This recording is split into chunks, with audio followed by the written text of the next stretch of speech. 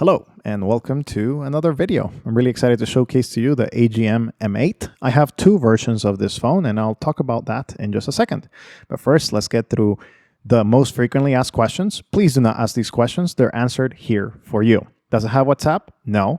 Does it have good battery life? Yes. 2 to 3 days. You can push it to 4 or 5 because it's a very simple phone. Does it have dual SIM? Yes. And I'll showcase that in just a second. And call quality is about a 6 out of 10. Sometimes you sound muffled, sometimes you sound very good. It kind of depends on the signal. Text messages, yes. Group text messages, yes. Those are pretty much all the questions. No, this doesn't have apps. This is a very simple phone. Now let's talk about it.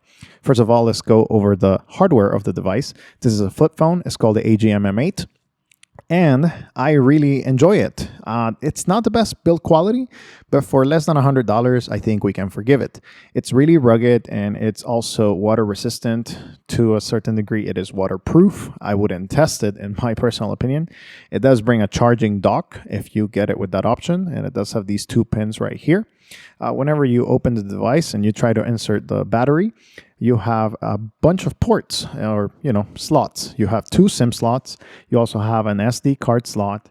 And of course, you have the battery, which the battery is rated at 1500 milliamp hours. And that's because it's a large or decently large battery for this kind of phone. That's why it lasts for a very, very long time. I'm going to turn this on for a little bit later. That is the secured version. You have to have a tool to access the back and to also close it, which is right here. And this tool, you kind of like just go over and you turn it around and then you can actually uncover the back. Then you have the speaker, which is a very good for speakerphone. And you have 3 LED indicators. You have a battery indicator, you have a messaging indicator, and you have a call indicator. You also have a flash and a camera on the regular version, and on the secured version it doesn't have a camera, but it still has the torch. You also have a customizable buttons for calls, the SOS button, and you also have right here the plus or volume rockers, and you have a torch, which if you press for a long time, it will bring up the torch right there.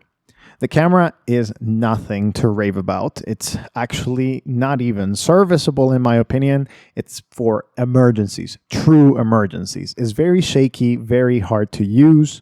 As you will see right here, it's very difficult. If you're very close, you could kind of see, kind of like the quality that you're going to get. And just in my opinion, it's just not very serviceable. But if you must take a picture, it will do its job. The interface of the device is very simple. So as you see right here, it does have contacts. And I have 2 test contacts right there for my test phone numbers. You can, of course, new contact, phone. You will have access to name, mobile, home number, unclassified, default ringtone. Then you also can classify by family, friends, business, etc. You have the call logs, dial calls, missed calls, received calls, rejected calls, delete all. You have messages, which have both group text message with MMS, or you also have regular SMS for one-to-one text messaging. And right here, you can add a text. You can include a picture or a sound, or, kind of like a note or something like that. You can even, I believe, sometimes include a contact. So you have a send box, inbox, and of course, outbox. It receives messages fine when they're grouped, and it hasn't been a problem in that department, and you can send them as well as a group. It doesn't do it individually. You have a multimedia player. Here is an image that I will show you. This is when you see it through the screen. Of course, it's lower quality. I'll put it on the screen right there for your quality sample right there. And you also have a video recorder, a video player, a music player, which is very basic. But since you have access to an SD card, I will not put anything beyond a 32 gig card, just my personal opinion.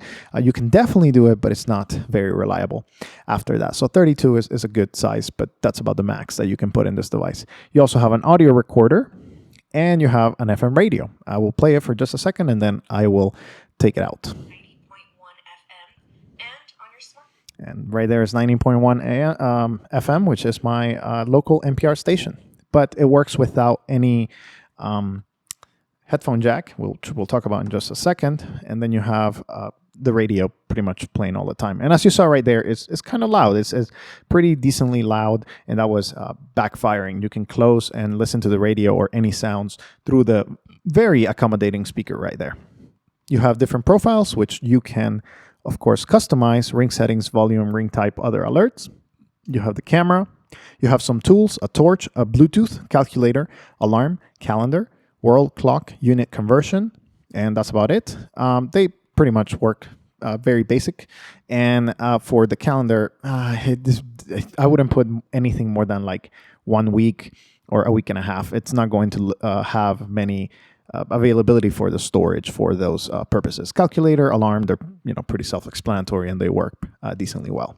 You have My Files, which you can put things in here. You can technically put an ebook file and it will read it. I don't recommend reading it on this device, especially because of the quality. Here are the settings: call settings, phone settings, user-defined ketone display. You can go, wallpapers, auto display, screensaver, contrast. You can go up, but of course it's not necessary.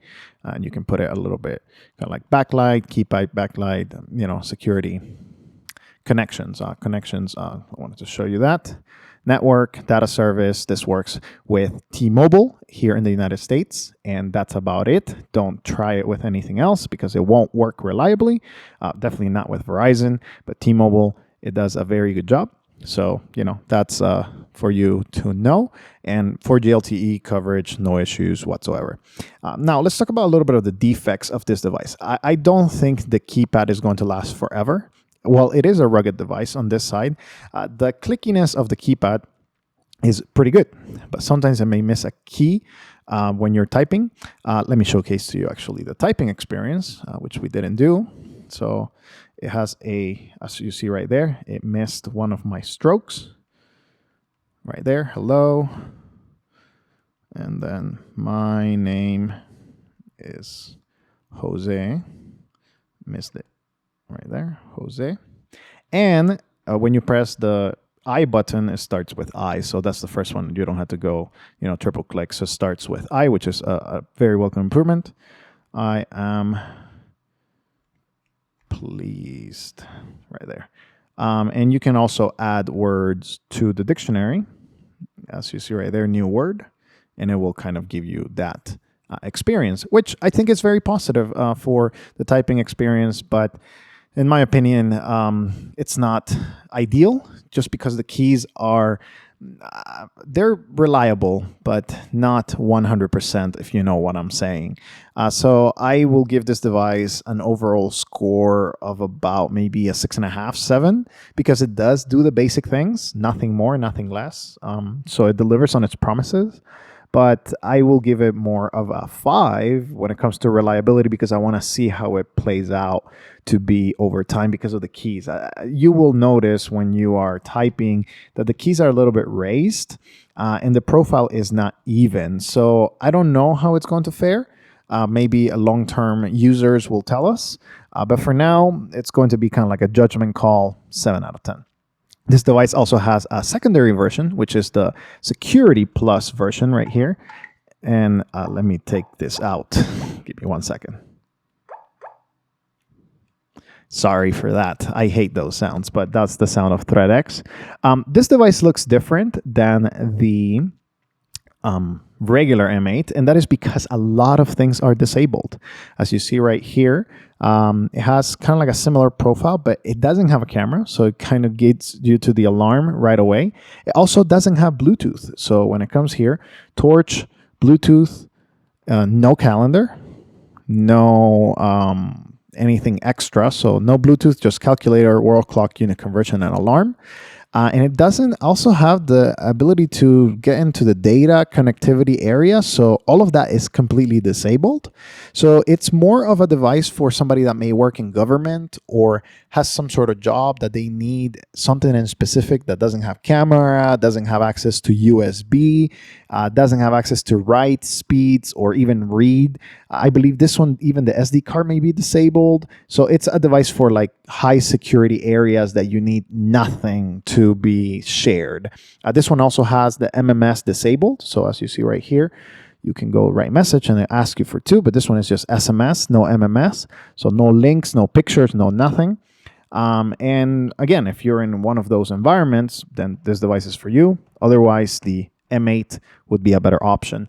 These are simple phones that do simple things for simple needs, but it does have some niceties like the MMS, like the calendar, and of course, it does have a very long-lasting battery life. I rate it at 2 to 3 days very easily, and then you can push it after that if you don't use your device for long. Both of them have the SOS key and, of course, a couple of extra things. But I really like the device. It's very simple, very nice to use, but reserve judgment upon the durability over time. I don't think this is the best that AGM has made, but it's a good improvement, and it shows that they're listening. The AGM M6, I believe, didn't have all of these features, and hopefully they'll continue improving upon these. Thank you for watching this video. I'll see you in the next one.